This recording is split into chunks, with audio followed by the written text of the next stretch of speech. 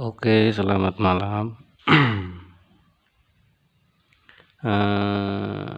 Pada kesempatan kali ini saya ingin membagikan tata cara penghitungan bahan PVC pada plafon PVC. Yang sekarang jadi kendala itu ya memang plafon PVC itu tidak mengecat, tidak mengompon, akan tetapi kendalanya di bahan.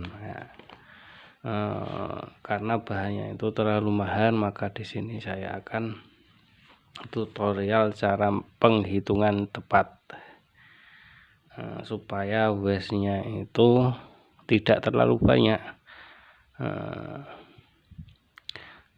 Setiap pekerjaan itu pasti ada min plusnya.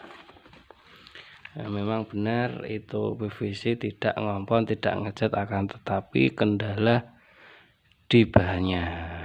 Kalau apalagi harga sekarang itu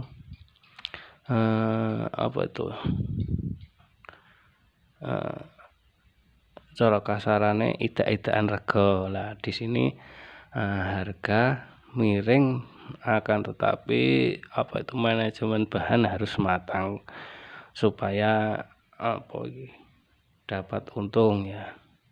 Syukur-syukur untung banyak. Yang pertama-tama itu kita tentukan ukur target yang akan kita hitung atau kita aplikasikan plafon PVC. Pertama-tama kita ukur secara matang. Nah ini contohnya. Kamar depan yaitu kita tentukan nanti papannya akan arah kemana. Itu kan ukuran papan rata-rata PVC itu 4 meter 3 meter. Nanti kalau kita sudah tentukan arah PVC-nya, maka waste-nya akan sedikit, maka untungnya akan lebih banyak gitu.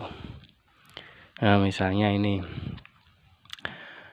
ruang tamu itu ukuran 5 meter 80 cm kali 2 meter 85 cm. Nah itu kita nanti kan berarti untuk bahannya kalau 5 cm berarti itu membentuk suatu 5 meter. Ini kan tidak sampai, tuh bahannya itu tidak nyampe karena ukuran papan itu rata-rata 3 meter atau 4 meter. Nanti kita tentukan itu berarti arah PVC nya itu yang 2 meter 85 cm, jadi gini.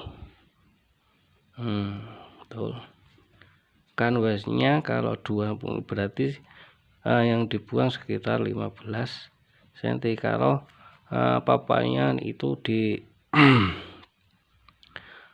arahkan ke 5,8 meter, itu akan tidak nyata, akan permainan drop, akan dipisah sini. Kalau itu cara kedua itu harus main drop, entah itu drop umpet ataupun drop seling di sini.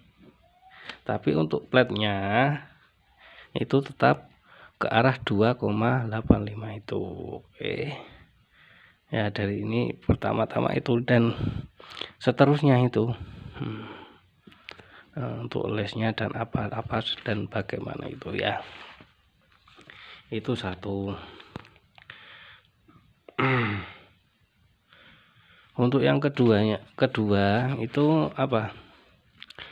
mencari kode bahan. Nah, kode bahan seperti ini dan bla bla bla bla ini. Kode bahan apa yang ditentukan nanti ya. Kode bahan langsung di sini sudah sudah ketemu volumenya, sudah ketemu gambar daripada arah-arah papan PVC tadi ya. Terus kita tentukan dari pokoknya PVC itu nomor 1 manajemen bahan harus matang. Nah, di sini mungkin sahabat-sahabatku bisa paham dengan cara manual ini ya. Warna teras dan ruangan teras putih garis atas, MP 04 coklat. Kamar AD pinggir dan tengah MP 05 kita tentukan nanti. Nah, MP 04 berarti membutuhkan 5 lembar, ukuran 3 meter. Karena ini permainan drop itu macam-macam, 3 meter, 14 lembar 3 meter. Untuk lesnya 4 tambah 9 tambah 5 9, sikunya 3. Ini kan drop ceiling, jadi banyak sekali, hitungannya harus matang banget.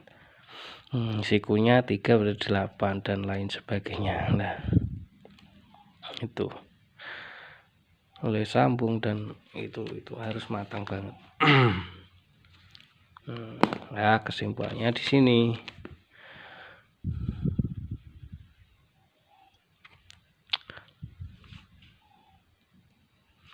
Kesimpulannya di sini untuk yang teras ini tadi ya, gambarnya ini ya. Untuk kesimpulannya volume ini teras 10,29,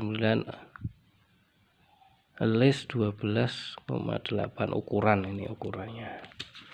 Nah, ini untuk bahan-bahannya itu yang mana ya? Oh, ini bahan-bahannya ini. Nah,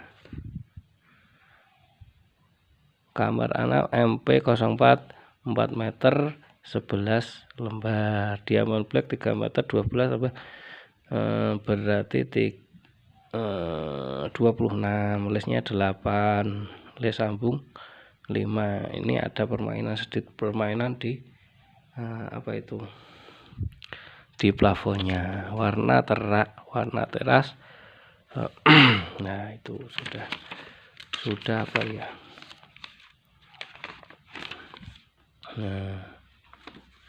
Nah, nanti kita tinggal belanja dan bla bla. Pokoknya intinya plafon PVC itu manajemen bahan harus matang, karena bahannya itu sangat mahal ya. Beda dengan gipsum potong-potongannya bisa disimpan, bisa dipasang, lalu dikompong dicat bisa. Kalau standarnya plafon PVC itu tidak sambungan, ya sambungan tapi model mainan drop ataupun sambungan H itu.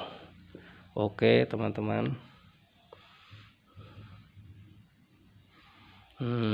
sekian dari saya. Mungkin ada pertanyaan jangan lupa like and subscribe ya. Dari saya cukup sekian, selamat malam, selamat beristirahat.